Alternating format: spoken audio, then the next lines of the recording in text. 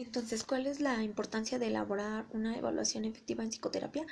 Pues en terapia sistémica es importante que entienda los problemas desde el marco contextual y se focalice en comprender y cambiar la dinámica de las relaciones, ya sean familiares, laborales o de pareja. La evaluación, el diagnóstico y la terapia pues son un proceso recursivo. El problema de la indicación de la terapia está estrechamente vinculado y relacionado con el diagnóstico. Comunicar el diagnóstico, un específico o eventual, a colegas y en especial al cliente requiere de mucha sensibilidad de nuestro lado humano como psicólogos. Tenemos que tener ese lado humano, no debemos de perder, y la capacidad de transmitir esperanza y fe a través de los canales no verbales. De lo contrario, corremos el riesgo de evocar un escenario futuro dominado por el concepto de patología y enfermedad y basado en lo que es negativo, en lo que le quita responsabilidad y competencia a la persona. La patología pone en primer plano, obscureciendo los recursos potenciales del cliente, que a su vez será inducido a ver y objetivar lo que no funciona de él. La consecuencia puede ser un alargamiento de la terapia, como un agravamiento de la situación y de la posibilidad de desembocar en una cronicidad o una terapia interminable. Es decir, que si nosotros no tenemos tacto para decirle a nuestro paciente, oye, tu diagnóstico es esquizofrenia, tu diagnóstico es ansiedad, tu diagnóstico es un trastorno obsesivo compulsivo, es algo psicosomático. Nosotros no lo decimos con tacto y le decimos literal, estás loco, estás inventándotelo, estás hipocondriaco, eso no es real. Pues la persona en lugar de curarse va a decir, pues sí estoy loco, realmente estoy loco y no me voy a curar nunca. Necesito una camisa psiquiátrica. Entonces de ahí depende nuestra capacidad, la sensibilidad y la parte humana que nunca debemos de olvidar. Pensar que nuestros clientes, nuestros pacientes son parte de nuestra familia. ¿Cómo trataríamos a alguien de nuestra familia? El diagnóstico puede traducirse en un concepto totalizador, donde la persona se convierte en la enfermedad y la enfermedad en la persona. Ahí es muy importante que no nos enfoquemos tanto en la enfermedad o que lo hagamos ver como algo extremadamente malo, porque la persona entonces va a creer que sí hay algo malo en él y se va a trastornar en la enfermedad, literal, psicosomatizar y no va a solucionar su problema de manera rápida. Para evaluar estos peligros debemos de utilizar un lenguaje pues sencillo, evitar palabras y expresiones que aluden a la enfermedad y emplear palabras y metáforas que evalúen, pues tú tienes los recursos, tú puedes salir adelante, puedes aprender, puedes adquirir herramientas, puedes salir adelante, puedes tener competencias, puedes ser autónomo, tú mismo puedes ser la solución de tu problema.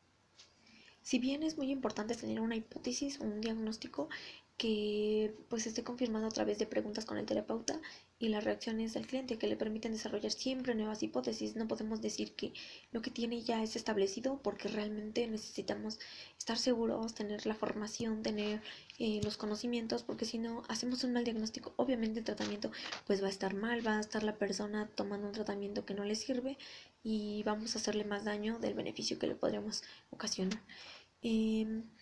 Nosotros tenemos que poner un signo de interrogación junto con todas las definiciones de patología que nos llegan y así pasamos el diagnóstico a la hipótesis. Es decir, que hay que tener mucho cuidado antes de diagnosticar a alguien con algo, porque si no, recordemos, podemos convertir al enfermo en enfermedad y a la enfermedad en el enfermo. Entonces hay que tener muchísimo cuidado. El diagnóstico no es un concepto que deba aceptarse sin discusión, pero también es una idea que deba combatirse. Es uno de los posibles tanteos de la realidad.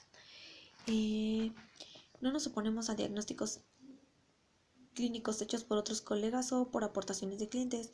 Respetemos a los diferentes puntos de vista de diagnósticos, respetemos a los diferentes puntos de vista diagnósticos, no solo porque ningún punto de vista está en el campo de los problemas.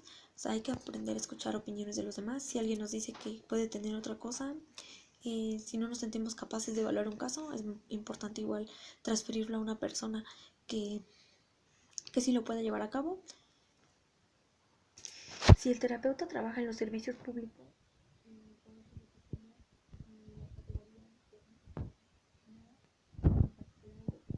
que ya se ha convertido en el manual de referencia.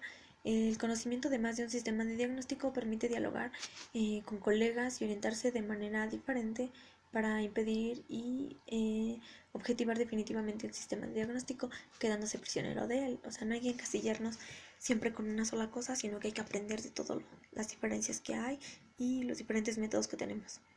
El diagnóstico es un proceso evolutivo de evolución conectado recursivamente con el efecto terapéutico de la investigación. El terapeuta sobre armas y personas consideradas en el contexto relacional y emotivo. El diagnóstico se identifica con la hipótesis de que está formada y en qué medida el proceso terapéutico avanza. El diagnóstico comienza en el momento en que se entra en contacto con el cliente y no finaliza nunca. La manera como se discierne una situación modifica la situación. En cuanto a comunicarnos de algún modo con un gesto, un apretón de manos, un acceso de tos, una sonrisa, una inflexión de voz, como lo que vemos creer ver, reproduce un cambio aún en la situación más rígida. Es la parte de ser empáticos y de establecer siempre un rapport. Lo que se ve cuando se examina una situación se modifica cuando se escucha un relato de los hechos. En el lapso de un año, las historias habrán experimentado una serie de transformaciones, así como la historia se modifica con el lapso del tiempo. Del mismo modo, aquello que se ve sufre algunas modificaciones. Si bien nosotros no somos los mismos que éramos hace 5 años, vamos cambiando, nos va moldeando las situaciones, los eventos, los problemas, lo que vivimos. Una definición de una situación particular puede generar muchas historias diferentes y la despatologización se refiere a un lenguaje usado con el cliente mediante un cumplimiento de un terapeuta y la creación de un contexto donde prevalece una visión positiva de la posible evolución y del tratamiento de sus dificultades. Si bien es importante que debemos de recordar los pasos en métodos de intervención terapéutica, es que primero tenemos que hacer un diagnóstico bien hecho, fundamentado en el DSM-5 y obviamente en nuestros conocimientos previos. Después se tiene que decidir qué terapia se va a utilizar o qué modelo vamos a utilizar.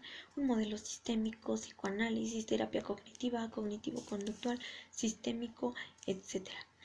Después vamos a tener que elegir el tratamiento, determinar cuántas sesiones, la durabilidad, los costos y la aplicabilidad.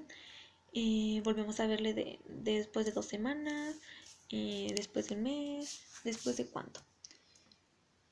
Y finalmente una solución.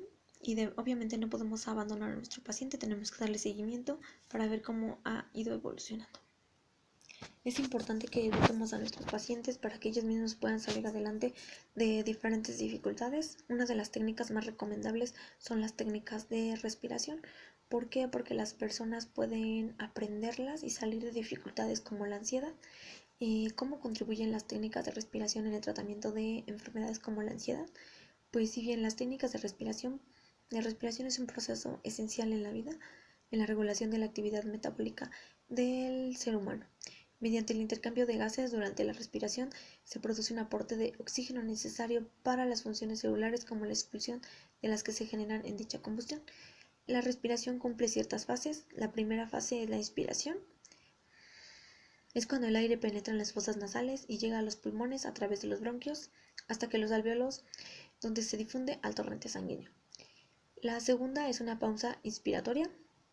Tras la expiración se produce una pequeña pausa ante el cual los pulmones se mantienen en un estado de inflación que facilita pues contener el oxígeno y sale dióxido de carbono.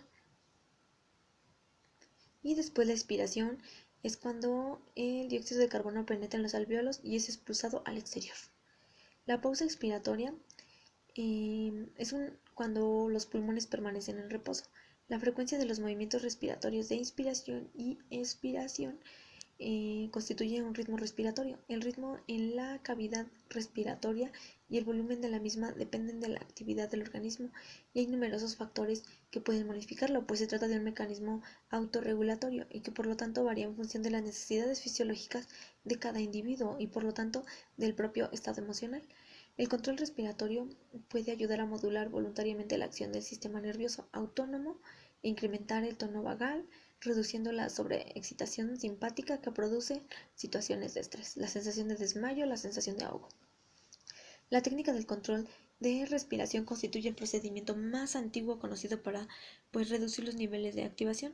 Sus orígenes se sitúan en el Oriente y en la India, donde las prácticas de meditación incluyen como elemento esencial pautas respiratorias y capacidades como aprender a respirar, porque muchas veces ni siquiera eso sabemos hacer.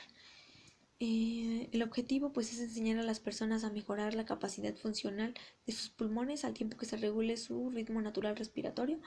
Se trata de que las personas aprendan el control voluntario de su respiración, de forma que ello pueda aplicar a situaciones donde la respiración se encuentra alterada. Al conseguir una respiración diafragmática y ritmo respiratorio lento, se reduce la activación fisiológica y psicológica en situaciones de una sensación generalizada de inquietud.